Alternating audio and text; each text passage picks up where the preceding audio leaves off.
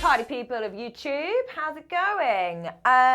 Thanks for coming to my channel. If you haven't watched it before, I am Chez Taylor and I play the saxophone. That is what I do. We're in one of my favourite places. I have a few favourite places. Last week I was in Zermatt on a gig. That's a great place to be. I also am a big fan of Ibiza when I get work out there. That's fun. But if I can't make it to Ibiza, I do rather like it at sax.co.uk. If you live in London, this is where you should come to get your saxophones for sure. If you don't live in London, I'm pretty sure they deliver. And to be honest, their delivery service is really good and really quick. So do not fear if you are nowhere near London. I'm doing a requested video and I'm also shining their saxophones for them at the same time. Like when you have one brand of saxophone and they do like a sort of, not beginner, but let's say kind of a cheapy model and then a pro model, and you're talking about thousands and thousands of pounds difference. What is the difference? So from a kind of professional saxophonist point of view, what is your money going towards? So we've got here 4 different Yamahas. Yamaha is a really solid brand. I actually think it's quite overlooked. There's a little bit of snobbery. It's kind of like, you know, like designer clothes or whatever, and people have certain preconceptions of branding and stuff. So I think Yamaha gets overlooked, and people always go for kind of Selma Yanagisawa. Sorry about the background noise, it's quite busy in here today. There's lots of people trying out saxophones. So we've got your kind of basic Yamaha here. Got your YTS 280, and this is kind of the cheapest you're going to get. Well, I'm doing tenors today because I did alto last time. This is going to set you back about £1,000. Price tag here at sax.co.uk is £1,225. We then kind of have the most popular one, which is the 62. I've heard of this, but actually don't think I've played one. So I'm really interested to see how this guy gets on. This is literally double the price, £2,597. And then we've got like a beautiful custom gold lacquer tenor 875EX, and that's going to set you back over £4,000. So that one's pretty full on. And then I also threw in a silver plated one, just so you could see, and we talked last time, if you haven't watched my previous video, it should be popping above my head now. On altos, and I had a little look at some of the like unique ones, as in black ones or silver ones, and what it actually changes. So I've just thrown in a silver one just to show you that as well. So without further ado, I think we should check these guys out. I've got on here my mouthpiece, which is Jody Jazz metal DV. And I use, what have I got on here today? I do swap around a little bit with the tenor. I've got a Lavoz on here, Lavoz medium soft reed. Again, if you want to know more about my tenor setup, that should be popping above my head now.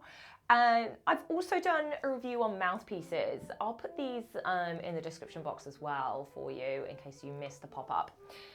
No, there's a guy next door practicing his scales. Right, let's listen to this Yamaha 280, which would set you back just over £1,000.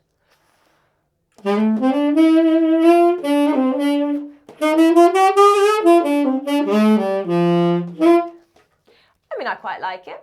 It seems to be rather nice. The tone's nice. The mouthpiece is going to do a lot of that for you.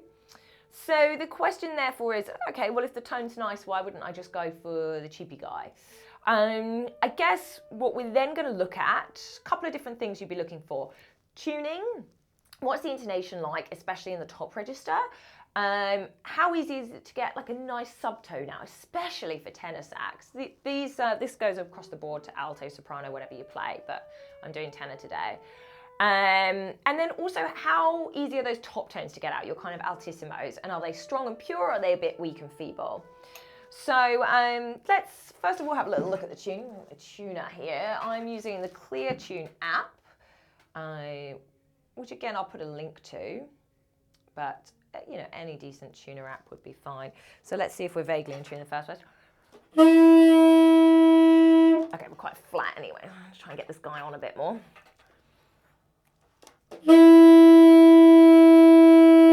Okay, that's just about there.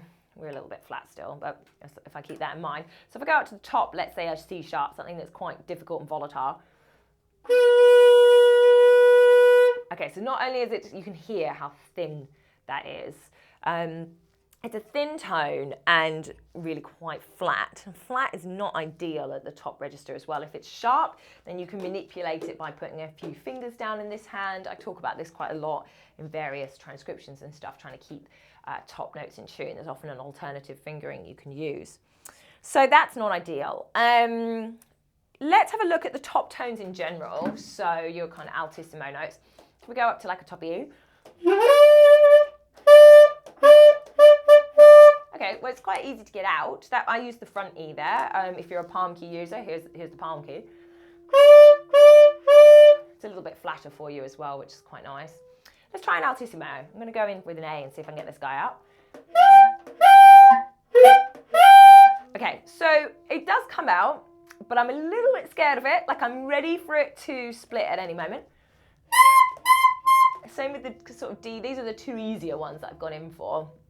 I'm not sure I would be confident to use them on a recording or an important gig, you know, but otherwise I'd give them a bash. They're okay, basically. They're not beautiful. Let's have a look at those low notes. Okay, so there's a nice full E. If I was to sub it, it's not too bad. You have to work quite hard for it.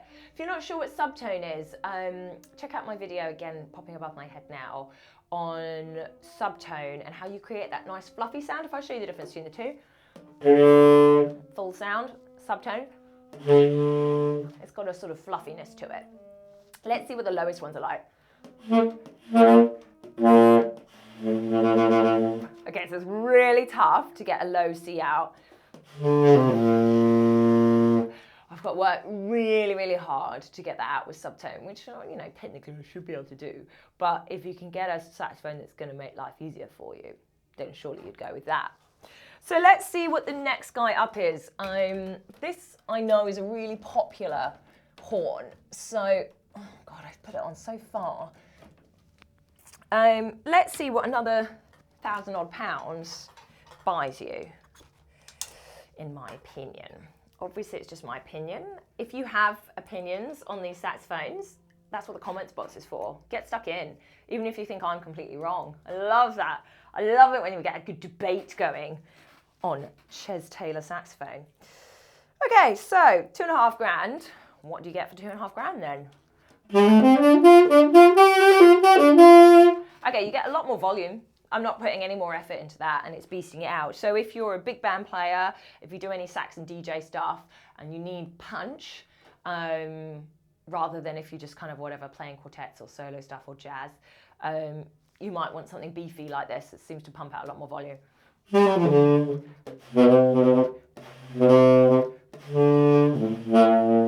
Again, those low subs are quite difficult. Doing a low C or whatever in full tone is no problem whatsoever. Straight out, much more reliable than that guy, I have to say. So if you struggle with your low notes anyway, don't get a cheap saxophone because it's going to make your life even harder.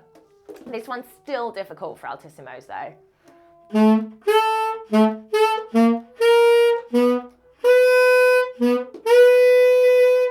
So looking at the tuning again, sorry, that's why I was doing the octave. I'm just comparing for those top notes. It's quicker than getting the clear tune out. I would say, yeah, this one would benefit from a couple of alternative fingerings, but intonation is one of the things that I'm constantly working on and I find really, really tough. So I'm always using alternative fingerings as it is. So yeah, I'm not sure that any of these saxes will save me from that. I've got quite a tight embouchure. See what the top tones are like.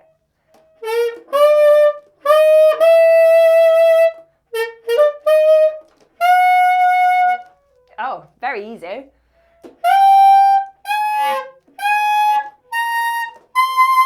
Yeah, dead easy. Super reliable. I could move around them pretty easily. So, all in all, I mean, you definitely get your money's worth with this. I know it sounds like a lot. It's double the amount. But your life's made considerably easier. So if you were to count that in, how much am I paying per day over a year of having a lot more pleasure playing my saxophone, I would say this one's worth it. So if we step it up a gear and go on to the big guy. So this is the Custom EX, which I'm really intrigued by because this is the level where people would just kind of presume to go to Selma or Yanagazawa, I think. Now, again, correct me if I'm wrong, get involved in the comments if you disagree and you're a die-hard fan of Yamaha, but I think a lot of people are swayed towards kind of Selma at this time. I'm going to do a video today as well, which will come online soon once I've edited, on Mark 6s, because I know that's a sort of cult thing among saxophonists. So we'll look at those Selma Mark 6s. But for now, we're doing Yamahas. This would set you back £4,219, and it sounds like this. If you can try not to be put off by the noises next door. I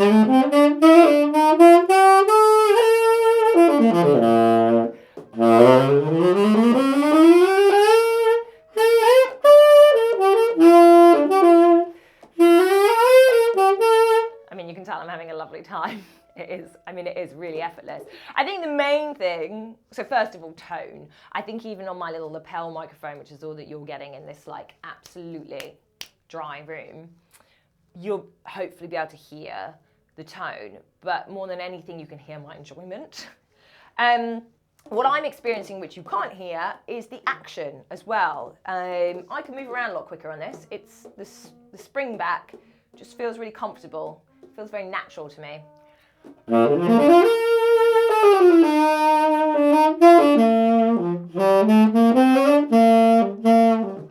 Yeah, it feels like part of me. Feels like I don't know, I'm at one with the saxophone. Let's see how the high notes work. Straight in, no problem. He just wants to do it for you. He's almost like, it's like this was like a nice overweight Labrador, and this is an Alsatian that's been trained since it was a puppy. It just works, basically.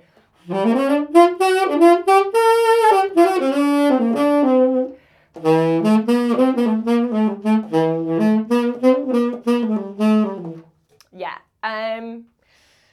I mean, if you've got £4,000 to spend, you're going to have a lovely time playing this. It's a beautiful horn. But for it being double what this is, you know, if I was struggling for money, I would say that this is a good investment. Just quickly before I disappear, I just want to show you what kind of difference the sound makes when you swap to these, God, it's heavier, to these different looking saxophones. So this is the silver plated 480S, and this is going to set you back a couple of grand, £2,277 at sax.co.uk. I think sax.co.uk are pretty competitive. I don't think you're going to find it much cheaper if you look on whatever Tommen or whatever else. So they don't muck about. They are fair with their prices.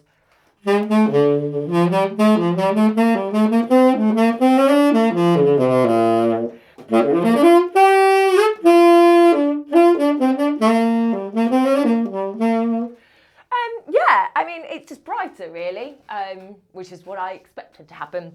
They're really fun, they look beautiful. It's something I would warn you about silver. Sorry if this is really patronising, but you saw at the beginning of the video I was wiping it. Silver attracts dirt so badly.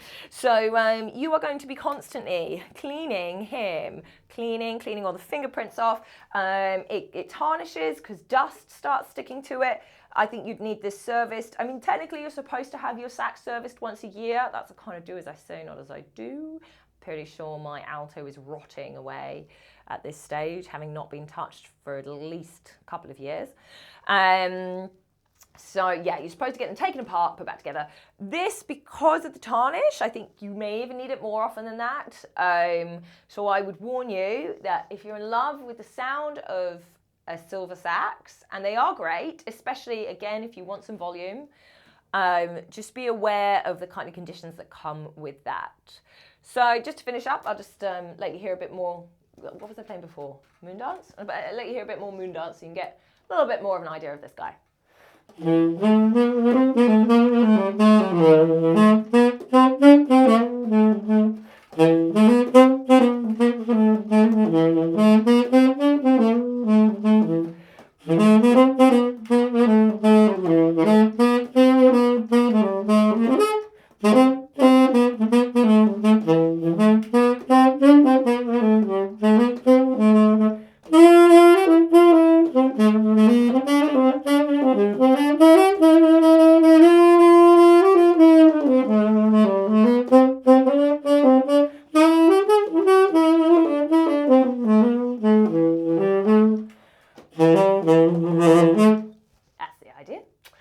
Thank you so much for watching this. If you found it useful in your purchasing experience or just knowing more about saxophone brands and how they compare, then please do give me a thumbs up. It means the world to me when I see that happening on my channel. And leave your comments. Let me know what your experiences are with buying saxophones. And hope to see you in the next video soon. Sayonara, suckers. So I am serious about this subscribing thing. Hit that button. Do it. Do it, or I'll drop the sax. I will.